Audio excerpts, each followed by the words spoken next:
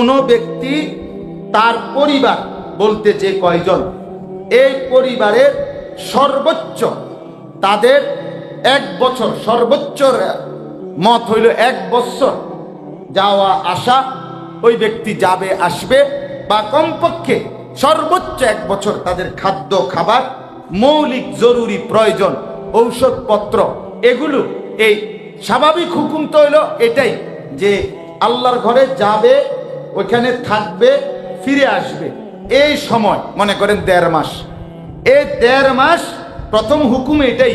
এইটুকুর সময় নিজ পরিবার পরিজনের খাদ্য খাবার, ওষুধ, প্রয়োজনীয় নিত্য প্রয়োজনীয় জিনিস যা লাগে, এগুলোর অতিরিক্ত এই যাওয়া থাকা ফিরে আসা যেই টাকা, এই টাকা ব্যবস্থা করার মতো সামর্থ্য যার মধ্যে আছে, যার কাছে আছে, তার উপরেই হজ ফরজ। জিন্দিগি মানে শুধুই কেবল খানা আর মোবাইল টিপানা,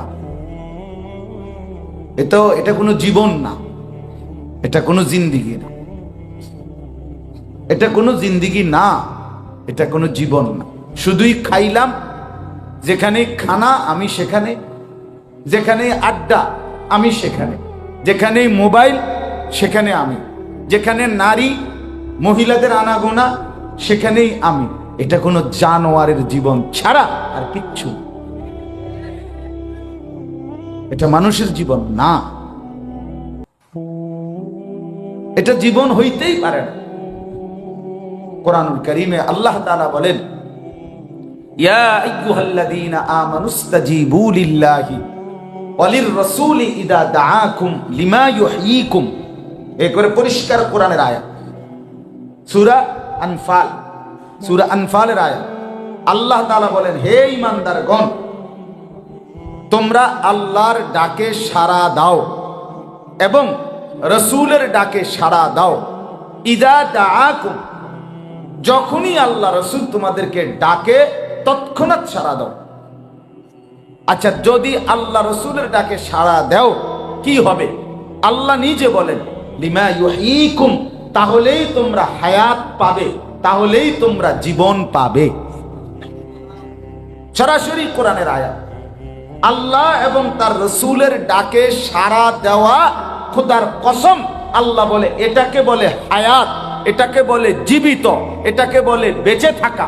এজন্য আল্লাহ রাসূলের ডাকে যে সাড়া দিতে পারে না, দেয় না, নামাজ যার কপালে নাই, সেজদা যার কপালে নাই, হালাল খাওয়া যার কপালে নাই, দিন যার কপালে নাই, আল্লাহর কসম সে বেঁচে নাই। মরা মানুষ হাঁটে, ওইটা মারা গেছে, ওইটা মুর্দা, ওইটা মুর্দা বেটা, ওটা মৃত। যদি বলেন না মরা মানুষ কি আর হাঁটেনি, না, যদি মনে করেন মরা মানুষ হাঁটে না, তাইলে হাঁটে, হ্যাঁ ঠিক আছে, এটা মানুষ না, জানোয়ারের মতো একটি প্রাণী হাঁটে, জীবিত ঠিক আছে তাইলে, কিন্তু বাকি মানুষ হিসাবে জীবিত না। মানুষ হিসাবে জীবিত একমাত্র আল্লাহ এবং তার রাসূলের আহ্বানে সাড়া দানকারী ব্যক্তি। এটাই এই আয়াতের অর্থ, এটাই তরজমা। লিমা ইউহয়িকুম, আল্লাহ তাআলা বলেন এর মধ্যে হায়াত, এর মধ্যে হায়াত। আল্লাযী খালাকাল মাউতা ওয়াল হায়াতা লিয়াবলুয়াকুম আইয়ুকুম আহসানু আমালা। আল্লাহ তাআলা বলেন, হায়াত আমি সৃষ্টি করেছি, জীবন দিয়েছি আমি পরীক্ষা করার জন্য তোমাদের কার আমল কতটা সুন্দর।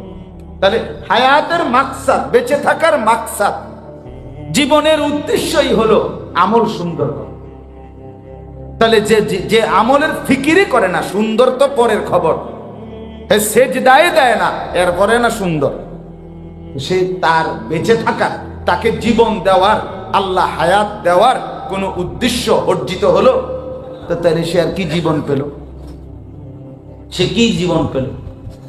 কোরআনুল কারীমে আল্লাহ বলেন, মান আমিলা সালিহাম মিন যাকারিন আও উনসা ওয়া হুয়া মুমিনুন ফালানুহইয়ান্নাহু হায়াতান তাইয়্যিবা। এই একই কথা। আল্লাহ বলেন, ঈমান রেখে যে পুরুষ কিংবা যে নারী নেক আমল করে, আল্লাহ বলেন আমি তাকে ওয়াদা দিলাম একটি পবিত্র আরামের হায়াত দেব।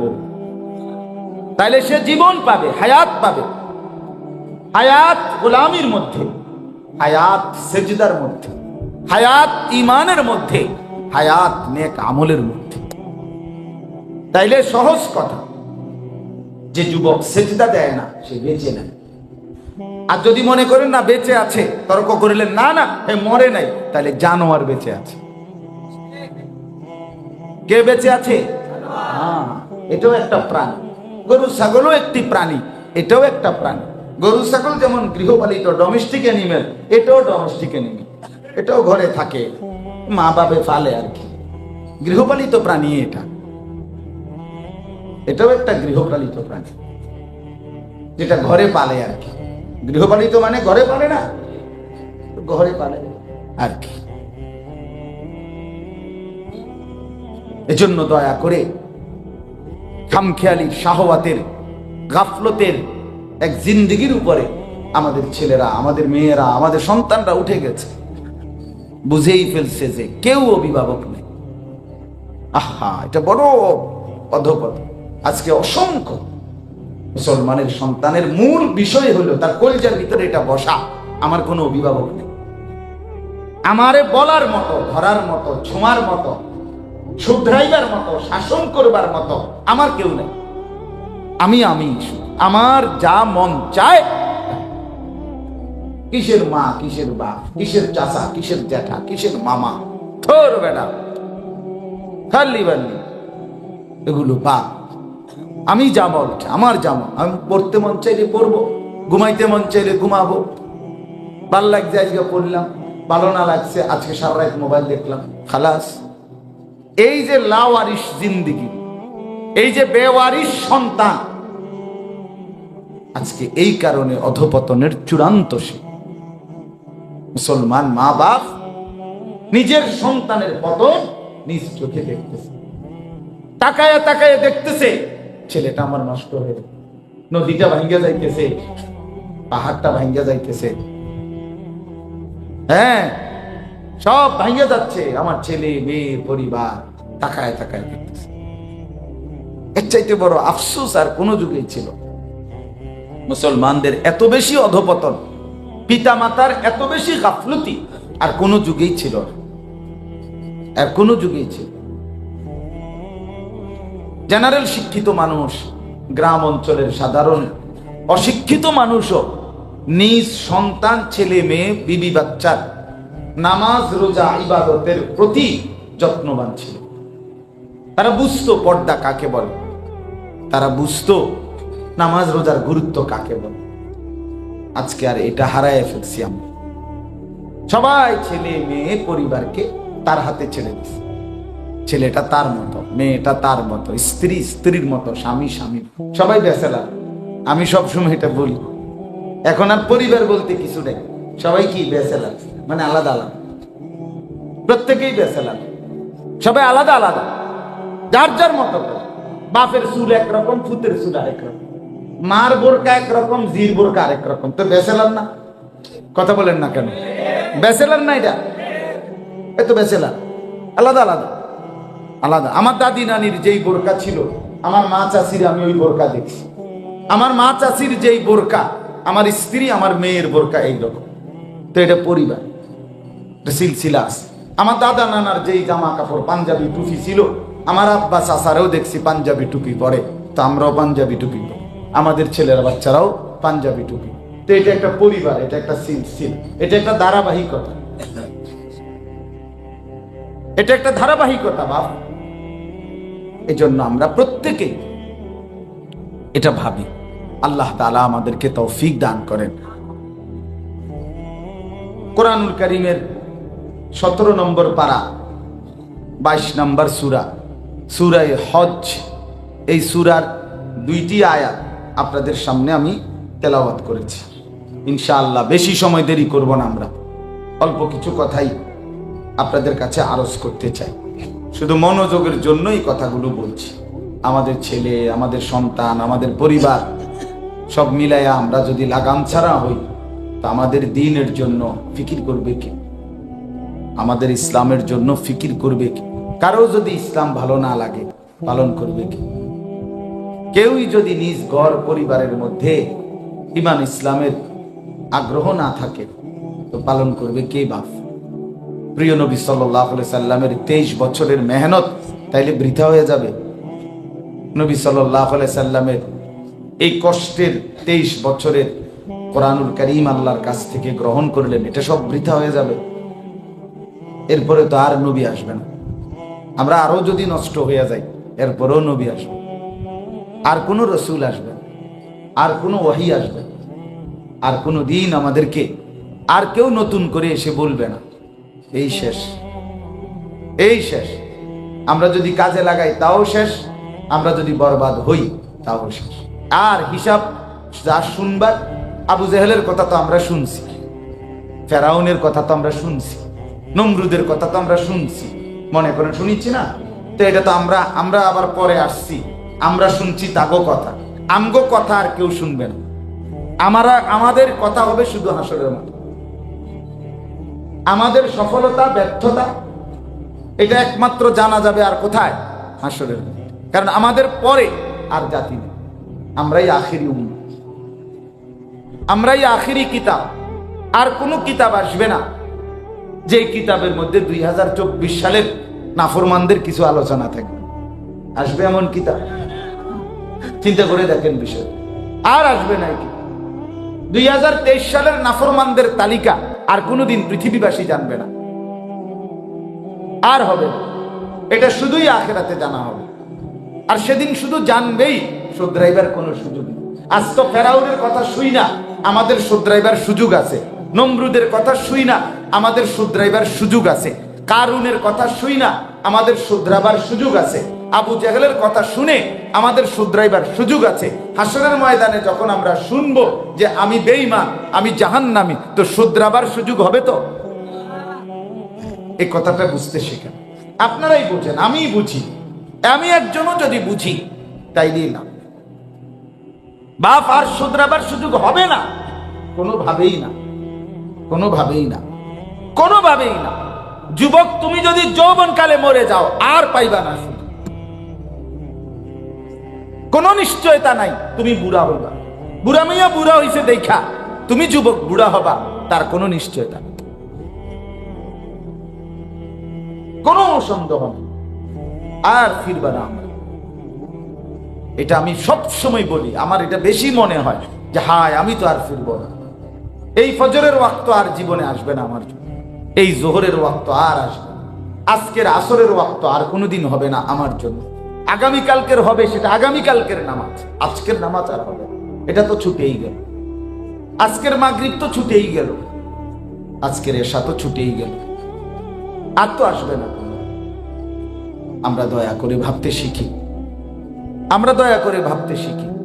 আমাদেরকে বোঝাবার জন্য, আমাদের কাছে দিন পৌঁছাবার জন্য আমাদের প্রিয় নবী সাল্লাল্লাহু আলাইহি সাল্লাম অঝরে রক্ত ঝরাইছে।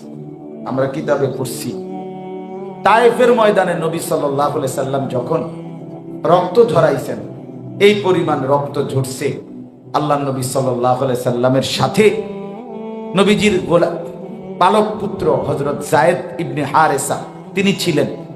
তিনি রক্তগুলো গায়ে শরীর মোবারক থেকে মুছে নিয়েছেন এবং তিনি বর্ণনা করছেন নবী সাল্লাল্লাহু আলাইহি সাল্লামের পবিত্র রক্ত পায়ের জুতার সাথে জমাট বাইধা গেছে।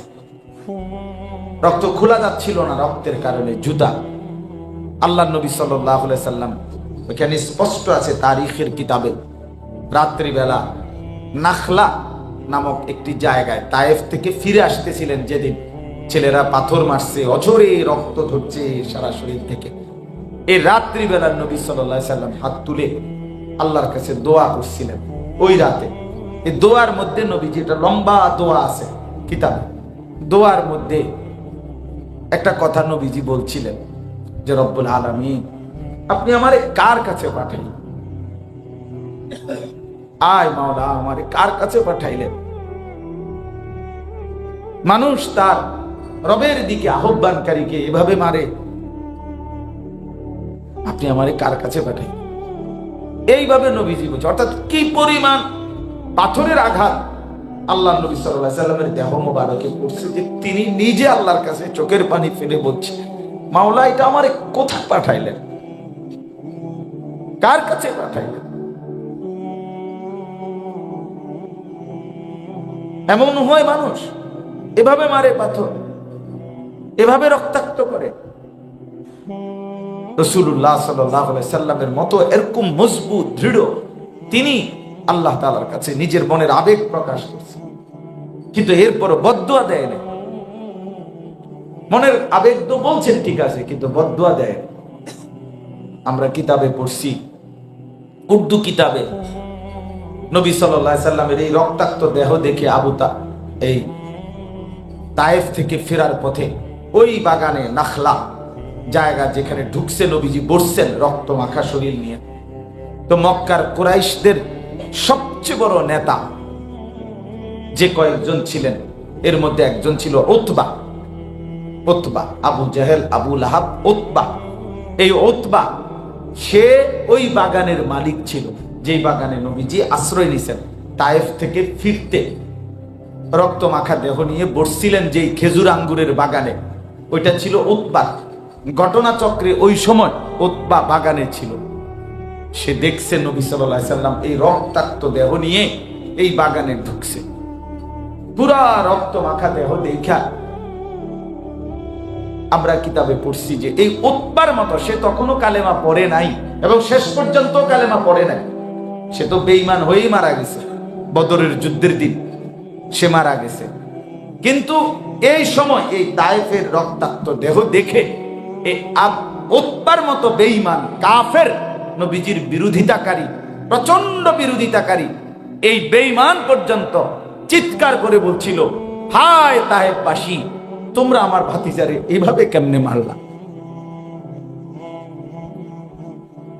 এভাবে মারলা কেমনে? গত 10 বছর আমরা ভাতিজার বিরোধিতা করছি, ঠিক আছে, কিন্তু কোনোদিন তো তাকে এইভাবে রক্তাক্ত করি, এটা কি করলাম? মানে এক কাফেরের কলিজার ভিতরে তার চোখে পানি চলে আসছে, তার কলিজাটা নড়ে উঠছে।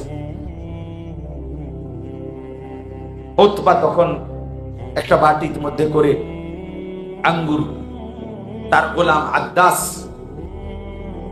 গোলামের নাম ছিল, তাকে এক বাটির মধ্যে আঙ্গুর দিয়া বলছে, ওই যে বাগানের কোনায় বসছে যে লোকটা বসা আছে, তারে গিয়ে এই আঙ্গুরগুলো দাও, আমি যাব না, তুমি যাও, আমি গেলে লজ্জায় সে খাবে না, সে তো আমি তার বিরোধিতাকারী, তুমি আমার কথা বইলো।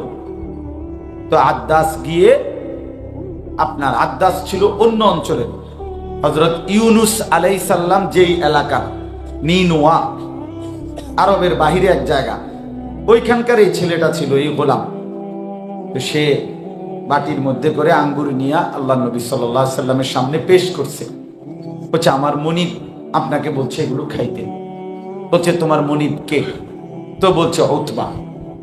তো নবীজি তো চিনছে, তারই চাচা, মক্কার কুরাইশ সর্দার। আল্লাহর নবী সাল্লাল্লাহু আলাইহি সাল্লাম একটা আঙ্গুর মুখে নিয়ে বিসমিল্লাহির রহমানির রহিম এটা বলে মুখে দিছে। এই তখনই আদ্দাস, ওই গোলাম, সে বলে উঠছে, আপনি এটা কি বললেন? এটা কি বললেন? এইটা তো এই অঞ্চলে খাবারের শুরুতে আমি তো কারো মুখে শুনি না, এটা কি বললেন? এটা তো আমাদের অঞ্চলে বলতো। তখন বলছেন আল্লাহর নবী সাল্লাল্লাহু আলাইহি সাল্লাম, তোমার বাড়ি কোথায়? বলছে, নিনোয়া। বলছে, হ্যাঁ আমি তো চিনি ওই অঞ্চল, আমার ভাই, আমারই মতো একজন নবী ইউনুস, তারই এলাকা তো ওইটা। তখন আদ্দাস বলছে, আপনি ওনাকে চিনেন? বলছে, হ্যাঁ আমি চিনি। তো ওনার বৈশিষ্ট্য নবীজি সাল্লাল্লাহু আলাইহি সাল্লাম যখন শুনাইছেন, এই আদ্দাস কালেমা পড়ে মুসলমান হয়ে গেল। এই গোলাম মুসলমান হয়েছে। এই জন্য বললাম, বাপ, আজকে দিল নড়ে না আমাদের, দিনের পর দিন নামাজ পড়ে না, একটা বারও মনে হয় না আমার কি মানুষ এটা, আমি বুঝি না, আমি বুঝি। হায় হায় হায়, তাগড়া ছেলে, 18 বছর 16 বছরের তাগড়া মুসলমান, একবারে সুস্থ সবল, কতক্ষণ আড্ডা দেয়, যে কি আসলে একজন মানুষ কতক্ষণ মোবাইল দেখে, আর কত নারী দেখতে মন চায়, কত ছবি দেখতে মন চায়, কতক্ষণ খেলতে মন চায়। এটা কি মানুষ? এটা এর মানুষের পরিচয় কি? এর ভিতরে এতটুকু ভাবনা নাই আমি আসলাম কোত্থেকে, কে পাঠাইলো, কেন পাঠাইলো, কেন আসলাম, আমারে বানাইলো কে, কেন বানাইলো, কি করছি আমি, কোনো আগামাতা থাকবে না জীবনে। আরে বলেন কি মিয়া, এত পাগল মানুষ হয় কেমনি, এত ছাগল মানুষ হয় কেমনি, মানুষ এমন তাফসিরা হয় কেমনি বলেন। হায় হায় হায়, আফসোসের ব্যাপার, আফসোসের ব্যাপার। খানা, যৌন চাহিদা, ঘুম, মোবাইল, জিন্দেগি, এভাবেই রাত, এভাবেই দিন। আল্লাহ আমাদেরকে মাফ করে দেন, আল্লাহ আমাদেরকে বুঝার তৌফিক দান করেন। এই জিন্দেগির কিন্তু হিসাব দিতে হবে। ইয়া আইয়ুহাল্লাযীনা আমানুত্তাকুল্লাহ ওয়ালতানজুর নাফসুম মা কদ্দামাত লিগাদ ওয়াত্তাকুল্লাহ। রব্বুল আলামিন বলেন, হে ঈমানদার, আল্লাহকে ভয় করো, প্রতিদিন হিসাব করো, আগামীকাল কিয়ামতের জন্য আজ কি পাঠিয়েছো। ওয়ালতানজুর নাফসুম মা কদ্দামাত লিগাদ, হিসাব করো বান্দা, প্রতিদিন হিসাব করো, আজকে তুমি আগামীকালকের জন্য কি পাঠিয়েছো। ওয়াত্তাকুল্লাহ, আল্লাহ বলেন, আবারও বলছি বান্দা, আমি আল্লাহকে ভয় করো, আমাকেই ভয় করো, আমাকেই ভয় করো, আমাকেই ভয় করো। ওয়ালা তাকুনু কাল্লাযীনা নাসুল্লাহ ফাআনসাহুম আনফুসাহুম। আল্লাহ বলে, বেশি দিন আমারে ভুইলা থাইকো না বান্দা। আমি আল্লাহকে যদি অনেক দিন ভুলে যাও, একদিন আমি তোমাকেই তোমার থেকে ভুলিয়ে দেব বললাম। আমারে ভুলতে ভুলতে একদিন তুমি নিজেকেই ভুলে যাবা। আর কোনোদিন মনে পড়বে না তুমি মুসলমান, আর কোনোদিন মনে পড়বে না তোমার আখিরাত, কবর, মিজান, ফুলসিরাত, আর কোনোদিন মনে পড়বে না তুমি আল্লাহর কাছে দাঁড়াবা। এগুলো টোটাল আমি ভুলিয়ে দেব। জীবনটা জানোয়ার আর জন্তুর মতো খাও দাও আর ফুর্তি করো এমন বানিয়ে দেব। উলাইকা হুমুল ফাসিকুন, আল্লাহ বলে এরাই হচ্ছে ফাসিক, পাপী, পাপী। এরপরে আল্লাহ বলছে কি, লা ইয়াসতাবি আসহাবুন নারি ওয়া আসহাবুল জান্নাহ। আল্লাহ বলে, বান্দা মনে রেখো, জাহান্নামী আর জান্নাতি কখনোই বরাবর হতে পারে না, বরাবর না। অতএব নিজেকে জাহান্নামী বানায়ও না, নিজেকে জান্নাত থেকে বঞ্চিত করো না। আসহাবুল জান্নাতি হুমুল ফাইজুন, আল্লাহ বলে জান্নাতীরাই একমাত্র সফল, কামিয়াব, কৃতকার্য। অতএব শুধুই ভোগ বিলাস, শুধুই ফুর্তি, শুধুই আনন্দ, শুধুই খানা, শুধুই নাচ, শুধুই নারীর ছবি, শুধুই হারাম রোজগার, সুদ, ঘুষ, মিথ্যা, অবৈধ উপার্জন, এর নাম শুধু জিন্দেগি না। এটা কোনো সফল না। এরা ব্যর্থই হবে, এরা লাঞ্ছিতই হবে, এরা দুনিয়াতেও লজ্জিত হবে। কোন বাটপার সিটার রে, কোন হারামখোর, সুদখোর, ঘুষখোরকে, কোন জিনাকার, ব্যভিচারী, কোন মদখোর, নেশাখোর, গাঁজাখোরকে পৃথিবী কেউ কোনোদিন সম্মানের দৃষ্টিতে তার নাম উচ্চারণ করেও নাই, তার আলোচনা হয়ও নাই। এটাই বাস্তবতা, এটাই চিরন্তন বাস্তবতা। কোন সিটার বাটপার রে পৃথিবীবাসী সম্মান করে না। জীবিত থাকাকালীন হয়তো ক্ষণিকের জন্য ক্ষমতা দেখাইয়া, মাতবুরি দেখাইয়া, টাকার গরম দেখাইয়া হয়তো কিছুদিন কিছু সম্মান জোর করে আদায় করে নিয়েছে হয়তো, কিন্তু এই সম্মান টিকে নাই। আড়ালে মানুষ বদনামি করছে, মৃত্যুর পরে থুতুই মারছে, থুতু মারছে। থুতু মারছে। হ্যাঁ, আমার একদিন একজনে কইছে ডাইরেক্ট, এক মাঝ বয়সী লোক, হুজুর পুরাটা বাড়ি গাড়ি সব টাকা পয়সা সব সুদের টাকা। মনটা কয় হুজুর, মনটা কয় পিছিয়ে একটা লাভ দিই, ডরে দিতারি না।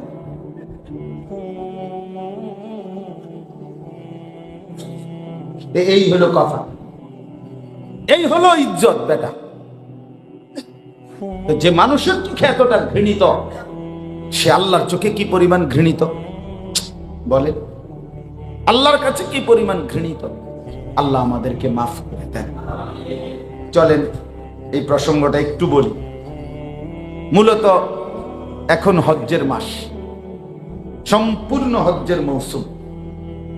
কোরআনুল কারীমের মধ্যে আল্লাহ তাআলা ইরশাদ করেছেন, আল হাজ্জু আশহুরুম মালুমাত।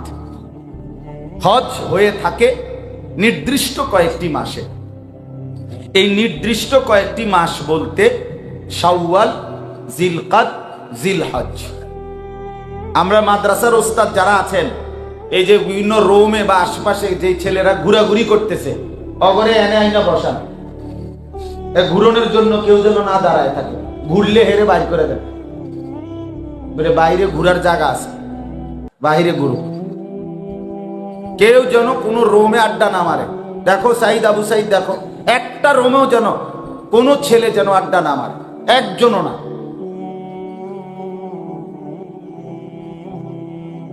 লাইট জ্বালায় দাও, সব লাইট জ্বালায় দাও, রোমগুলোর লাইট জ্বালাও। গাফেল যেন এখানে কেউ মোবাইল না টিপে, সাবধান।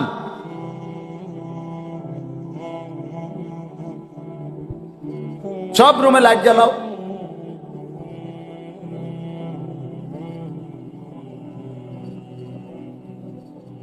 তো বলতেছিলাম, আল্লাহ তাআলা বলছেন নির্ধারিত কয়েকটি মাসে হজ হয়ে থাকে। সেই নির্ধারিত মাস তিনটি। কয়টি বলেন? তিনটি, শাওয়াল, জিলকাদ, জিলহজ। নবী সাল্লাল্লাহু আলাইহি সাল্লামই এটা বলছেন হাদিসের মধ্যে। এই 3 মাস এখন চলতেছে। এখন পুরাপুরি হজ্জের মাস। সারা পৃথিবী থেকে আল্লাহর বান্দাদের হজ্জে গমন, আল্লাহর ঘরের জিয়ারতের উদ্দেশ্যে রওয়ানা ইতিমধ্যেই শুরু হয়ে গেছে। সারা পৃথিবী থেকে ফ্লাইট চলতেছে। আমাদের বাংলাদেশ থেকেও 9 তারিখ ফ্লাইট শুরু হয়েছে এবং ধারাবাহিকভাবে ফ্লাইট চলতেছে। আল্লাহর ঘরের মেহমানরা আল্লাহর ঘরের উদ্দেশ্যে ছুটছে সারা পৃথিবীর কোনা কোনা থেকে। ইয়াতুকা রিজালান ওয়া আলা কুল্লি দামিরিন ইয়াতিনা মিন কুল্লি ফাজ্জিন আমিক। আল্লাহ বলছে আমার ঘরের উদ্দেশ্যে হজে আসবে কেউ পায়ে হেঁটে, কাছের যারা, আর কেউ আসবে এত দূর থেকে, যে এত দূর থেকেও আসবে যে দূরত্বের কারণে আসতে আসতে লোকটা না শুধু যে বাহনে করে আসছে ওইটাও দুর্বল হয়ে যাবে। বুঝেন নাই? শুধু মানুষটা না, বরঞ্চ যেই উঠে, যেই ঘোড়ায়, যেই বাহনে করে আসছে সেই বাহন পর্যন্ত, মনে করেন বিমানেও এত লম্বা 6 ঘন্টা, 7 ঘন্টা, 12 ঘন্টার ফ্লাইট, যে ফুয়েল শেষ, তেল শেষ, তাহলে বিমানও দুর্বল হয়ে গেছে ধরে নিলাম এখনকার হিসাবে। তার মানে বিমানও আর উঠতে পারতো না এর বেশি আপনার। তাইলে আপনার এত দূর থেকে আল্লাহর বান্দারা আসবে। আল্লাহ তাআলা বলছে সারা পৃথিবী থেকে আল্লাহর বান্দারা আল্লাহর ঘরের উদ্দেশ্যে ছুটছে। এই হজ্জের এই মৌলিক মৌসুম এই সময়। আর যখন যেই ইবাদতের মৌসুম, ওই সময়ে ওই ইবাদত সম্পর্কে আল্লাহর বান্দাদেরকে উৎসাহিত করা, আল্লাহর বান্দাদেরকে কিছুটা বলা, এটা রাসূলুল্লাহ সাল্লাল্লাহু আলাইহি ওয়াসাল্লামের একটি আমল, এটাও নবীজির একটা আমল। এই জন্য আমি আপনাদের কাছে সামান্য একটু হজ্জের বিষয়ে বলতে চাই।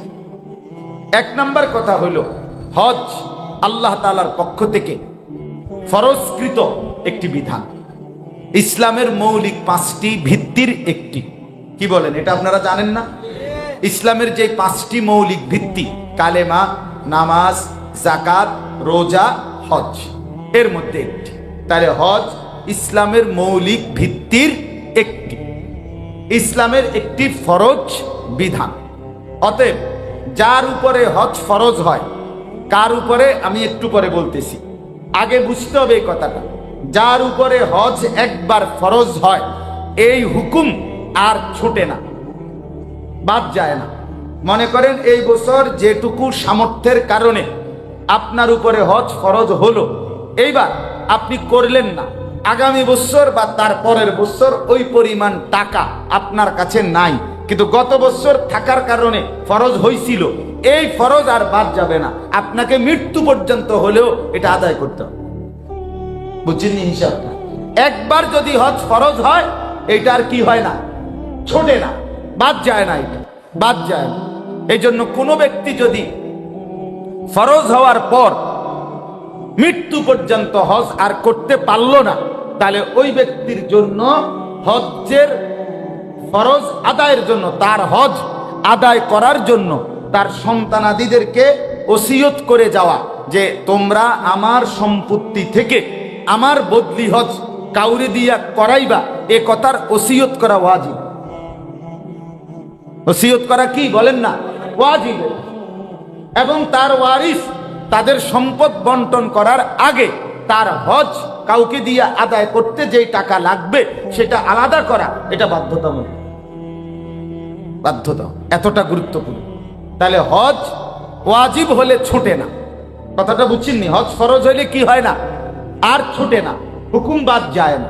আচ্ছা, হজ যদি কেউ ছেড়ে দেয়, না করে, ফরজ হওয়ার পরেও গুরুত্ব দিল না, তার ব্যাপারে নবী সাল্লাল্লাহু আলাইহি ওয়াসাল্লাম যেই ধমক দিছেন, অন্য কোন আমলের ব্যাপারে নবীজি এই ধমক দেন নাই। এত বড় কথা নবী আর কোন বিষয় বলেন না। ইসলামের বিধান তো শুধু হজ, কথা বলেন না কেন? ইসলামের বিধান শুধু হজ, আরো বিধান আছে না? কিন্তু এটার ব্যাপারে কি বললেন? মাম মালাকা জাদান ওয়া রাহিলাতান তুবাল্লিগুহু ইলা বাইতিল্লাহ, হাদিস, ওয়ালাম ইয়াহুজ্জা ফালা আলাইহি আন ইয়ামুতা ইয়াহুদিয়ান আও নাসরানিয়ান। কথাটা খেয়াল করেন, নবী সাল্লাল্লাহু আলাইহি ওয়াসাল্লাম বলেন, যে ব্যক্তি বাহন এবং তার প্রয়োজন পরিমাণ টাকা বা সম্পদ ব্যবস্থা ছিল, মালিক ছিল, এবং আল্লাহর ঘর পর্যন্ত পৌঁছতে পারত, হজ করতে পারত, এরকম ফরজ হলো, সামর্থ্য ছিল, কিন্তু আলাম ইয়াহুজ্জা, সে হজ করে নাই, ফামাতা, অতঃপর এই অবস্থায় মরে গেল, মৃত্যুবরণ করলো, কসম আল্লাহ, নবীজি সাল্লাল্লাহু আলাইহি সাল্লাম বলেন, আমি জানি না সে কি ইহুদি হয়ে মরলো নাকি খ্রিস্টান হয়ে মরলো, বাকি মুসলমান হয়ে যে মরলো না এটা জানি। বুঝেন নাই কথাটা? এই কথা নবী বলে নাই যে আমি জানি না সে কি মুসলমান মরলো না ইহুদি মরলো, এটা না। মুসলমান যে মরলো না এটা বুঝছি, বাকি ইহুদি মরছে না খ্রিস্টান মরছে এটা শুধু কইতাছে। ফালা আলাইহি আন ইয়ামুতা ইয়াহুদিয়ান আও নাসরানিয়ান। কেমন সাংঘাতিক কথা! মানে তুই যে মুসলমান না এটা তো আমি ক্লিয়ার, বাকি এবার তুই বেঈমানের কোন আইটেমে পড়ছ সেটা জানি না। সাংঘাতিক কথা কিনা বলেন? রাসূলুল্লাহ সাল্লাল্লাহু আলাইহি সাল্লাম আরেক riwayate বলছেন, আমাদের ফাজাইলে হজ্জের মধ্যেও আছে এই হাদিস। আরেকটা riwayate বলছেন, যে ব্যক্তি মান লাম ইয়ামনাহু আনিল হজ্জ হাজাতুন যাহিরা আও সুলতানুন জাইর আও মারাদুন হাবিস, যে ব্যক্তি বাহ্যিক প্রকাশ্য যৌক্তিক কারণ ছিল না, অত্যাচারী শাসক বাধা দেয় নাই, অথবা মারাত্মক ভয়ানক কোনো অসুস্থতার কারণে অক্ষম হয় নাই, বরং এমনিতেই ফরজ হওয়ার পরে হজ করে নাই, নবী সাল্লাল্লাহু আলাইহি সাল্লাম বলেন, ফামাতা ইনশা ইয়াহুদিয়ান আও নাসরানিয়ান, আমি সে মরলো, নবী বলেন ইচ্ছা করলে এটা ইহুদি মরুক, ইচ্ছা করলে এটা খ্রিস্টান মরুক, তোর যেটা মনে কর তুই এটা হইয়া মর, বাকি মুসলমান হইয়া মরতে পারলি না।